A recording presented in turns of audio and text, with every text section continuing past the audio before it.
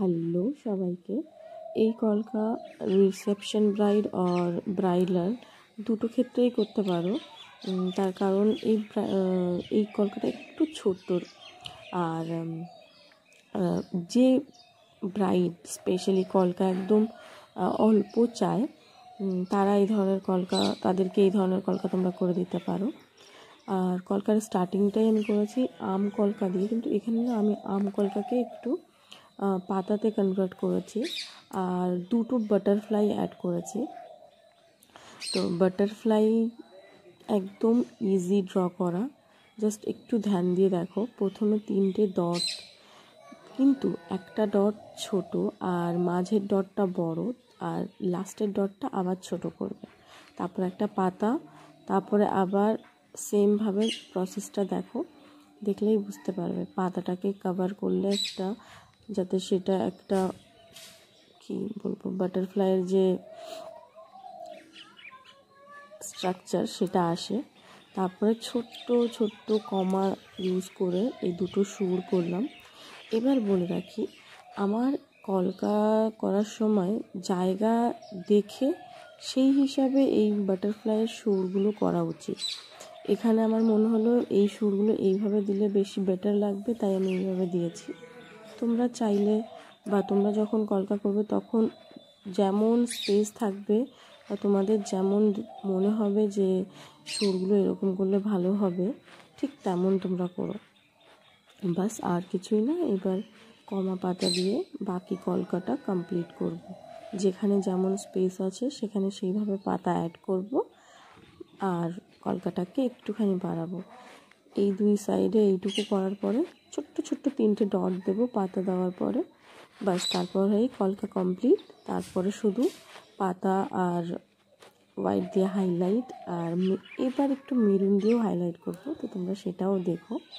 আর অবশ্যই জানিও তোমাদের কেমন লাগলো কলকাটা। আর অনেকেই বলছিল একটু অ্যাডভান্স টাইপের কলকা দিতে, সেই জন্যই এই কলকাটা করা।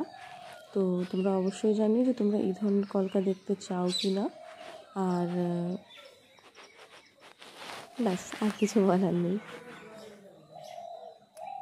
আর কলকা সূক্ষ্ম করার পদ্ধতি তো আমি বলেই থাকি যে তুলিটাকে স্ট্রেটভাবে ধরবে আর তুলিটাতে কম কোয়ান্টিটিতে কালার নেবে, তাহলে দেখবে তুলি দিয়ে একদম সূক্ষ্ম সূক্ষ্ম কাজ করতে পারছো। তুলির টিপটা দিয়ে বেশিরভাগ টাইম কাজ করার চেষ্টা করবে, তাহলেই দেখবে কাজটা এমনি সূক্ষ্ম সূক্ষ্ম হচ্ছে।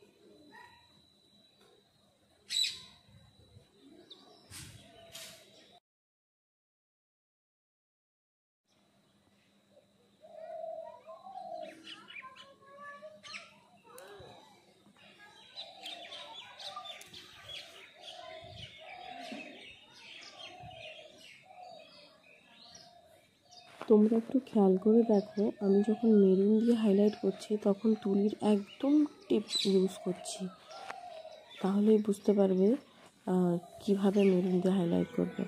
একদম তুলির মাথাটা দিয়ে কাজ করবে, একদম কম কোয়ান্টিটিতে কালার নেবে, দেখবে ভালোভাবে করতে পারছো। আর মেরুন দিয়ে যখন হাইলাইট করবে সেই জিনিসটাকে পাতা হিসাবেই ক্রিয়েট করবে, তাহলেই দেখতে ভালো লাগবে, লাইন দিলে ভালো লাগবে না। করলাম, এই হচ্ছে ফাইনাল লুক। তোমরা দেখো, আর অবশ্যই আমায় কমেন্ট বক্সে জানিও তোমাদের কেমন লাগলো কলকা, আর তোমরা নেক্সট ভিডিওতে কেমন কলকা দেখতে চাও। Please like, share and subscribe my channel, and thanks for watching.